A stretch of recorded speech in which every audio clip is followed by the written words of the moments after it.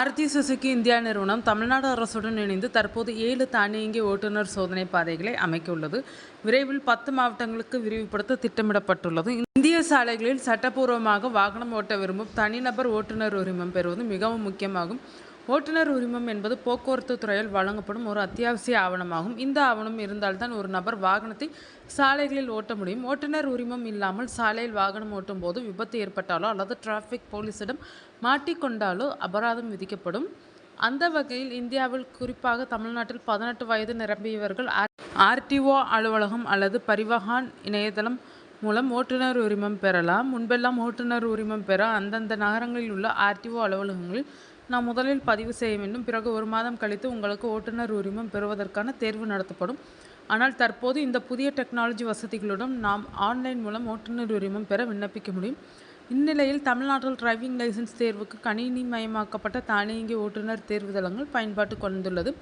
சாலை பாதுகாப்பை மேம்படுத்தும் வெளிப்படையான மற்றும் தொழில்நுட்பம் சார்ந்த ஓட்டுநர் தேர்வுகளை நடத்தும் பொருட்டும் மாருதி சுசுகி இந்தியா லிமிடெட் நிறுவனம் தனது சமூக பொறுப்புணர்வு திட்டத்தின் கீழ் தமிழக அரசின் போக்குவரத்து துறையுடன் இணைந்து தற்போது 7 புதிய கணினிமயமாக்கப்பட்ட தானியங்கி ஓட்டுநர் தேர்வு தளங்களை அமைத்துள்ளது. விரைவில் இதனை 10 மாவட்டங்களுக்கு விரிவுபடுத்த திட்டமிட்டுள்ளது. கோயம்புத்தூர், திருவண்ணாமலை, கிருஷ்ணகிரி, மதுரை, சிவகங்கை, திண்டுக்கல் மற்றும் திருச்சி ஆகிய 7 வட்டார போக்குவரத்து அலுவலகங்களில் உருவாக்கப்பட்டுள்ள கணினிமயமாக்கப்பட்ட தானியங்கி ஓட்டுநர் தேர்வு தளங்களை தமிழ்நாடு முதலமைச்சர் அவர்கள் தொடங்கி வைத்தார். தமிழகம் முழுவதும் மொத்தம் 10 ஓட்டுநர் சோதனை தடங்களை தானியங்கிமாக்குவதற்காக மாருதி சுசுகிக்கும் தமிழ்நாடு அரசின் போக்குவரத்து துறைக்கும் இடையே கையெழுத்தான ஒப்பந்தத்தின் ஒரு பகுதியாக இந்த முயற்சி உள்ளது. நியாயமான மற்றும் திறமையான ஓட்டுநர் உரிம செயல்முறைக்காக இந்த ADTTகள் உயர் வரையற கேமராக்கள் மற்றும் மேம்பட பகுப்பாய்வுகளை பயன்படுத்துகின்றனர். இது எந்த ஒரு மனித தலையீடும் இல்லாமல் மற்றும் திறமையான ஓட்டுநர்களுக்கு மட்டுமே உரிமம் வழங்கப்படுவதை உறுதி செய்கிறது என்று இந்தியாவின் மாருதி சுசுகி மூத்த நிர்வாக அதிகாரி ராகுல் பாரதி தெரிவித்தார். மேலும் சாலை போக்குவரத்து மற்றும் நெடுஞ்சாலை அமைச்சகத்தால் பகிர்ந்து கொள்ளப்பட்ட தரவுகளின்படி 2024ஆம் ஆண்டில் இந்தியாவில் 1.77 லட்சம் சாலை விபத்து இறப்புகள் ஏற்பட்டுள்ளதாகவும் அவர் குறிப்பிட்டார். ஒழுங்கான திறமையான ஓட்டுநர் நடைமுறைகளை ஊக்குவிப்பதும் கடுமையான ஓட்டுநர் மதிப்பீட்டை உறுதி செய்வதும் சாலை விபத்துகளை தடுப்பதற்கும் நாடு முழுவதும் சாலை பாதுகாப்பை அதிகரிப்பதற்கும் மிக முக்கியம் என்று அவர் கூறினார்.